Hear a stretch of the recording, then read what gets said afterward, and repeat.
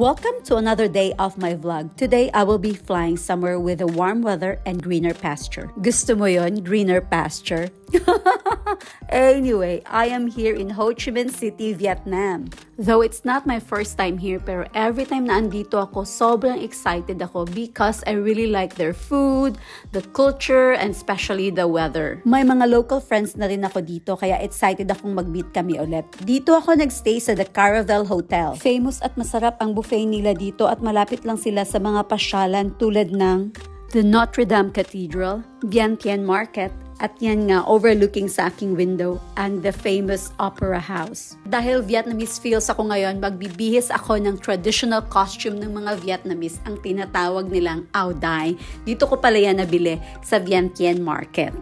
At kahit hanggang ngayon, normal lang na sinusuot ito ng mga kababaihan dito sa Vietnam kahit walang mga special occasion.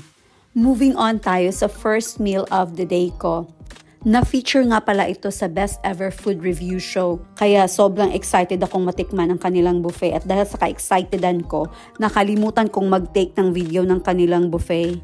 Pero guys, promise, ang sarap ng mga food nila. On my next day, in-schedule ko talaga ito para i-meet ang aking mga friends at mag-enjoy kumain ng mga Vietnamese food. Actually, mura lang ang mga Vietnamese food dito at ang sasarap pa.